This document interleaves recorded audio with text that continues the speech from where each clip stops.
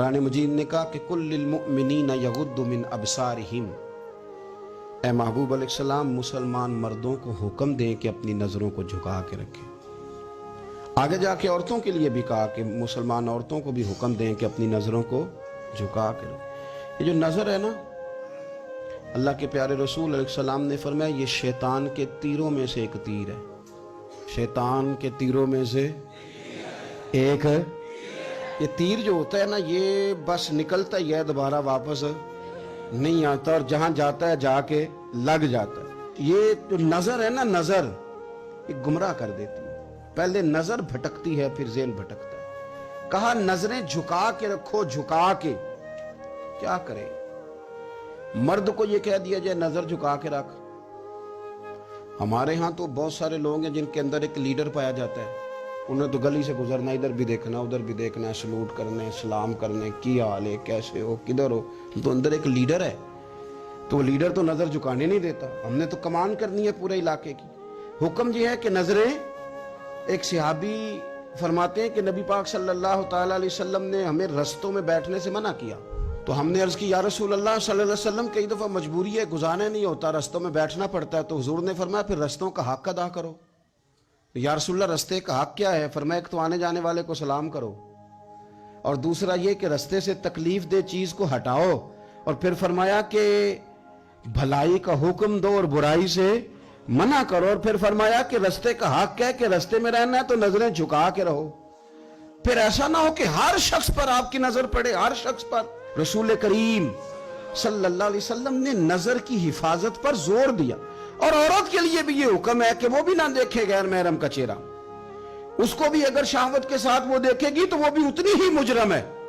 औरत बड़ी बापर्दा जी, बड़ी बापर्दा है। मसलन किस तरह की बापर्दा? कहते बुर्का पहनती है और सवेरे निकल जाती है बाजार, है वैसे बापर्दा, आती शाम को है। औरत का बापर्दा होने का माना यह है कि बुर्का पहने और जहां मर्जी जाए।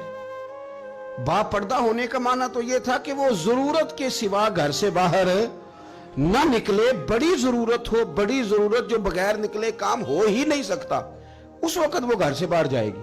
अब ये कि वो निकाब ओढ़े और बुरके भी, अल्लाह खैर करे। हमारे एक बुजुर्ग फरमाया करते हैं अब तो निकाब को भी निकाब की जरूरत है, अब तो बुरके को भी बुरके की जरूरत है। आपने वो सारा फैशन बुरके के ऊपर करा लिया है। बुरके का माना तो ये था कि आपने अपने आप को छुपाना है, किसी की नजर ना उठे। और अगर आपने बुरका ही इतना शानदार बनवा लिया है कि हर औरत को आप पूछ रहे हैं कि ये इस तरह किसी और ने तो नहीं बनवाया, तो फिर पीछे बचा क्या? तो मेरे रसूल करीम सल्लल्लाहु तआला अलैहि वसल्लम ने फरमाया कि पहली दफा किसी की किसी जगह नजर पड़ गई तो वो माफ है, लेकिन हुजूर ने फरमाया दूसरी दफा जिसने नजर की उसने बिल कसद और बिल इरादा की। आपको बताऊं, जिन लोगों की नजरें नापाक रहती हैं उनका हाफजा कमजोर हो जाता है। जिन लोगों की नजरें नापाक रहती हैं उनकी इबादत की लज्जत चली जाती है।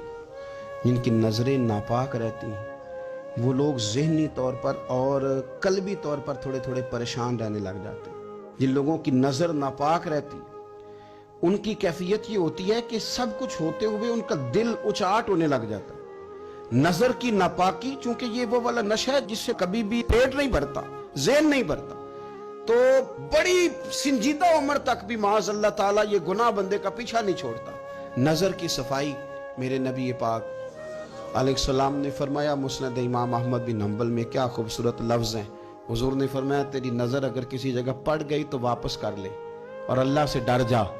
तूने अल्लाह से डर के उस नजर को वापस फेर लिया, तेरा वो वापस फेरना अल्लाह तेरे लिए इबादत बना देगा, और इबादत भी वो जिसके अंदर अल्लाह तुझे लज्जत अता फरमाएगा।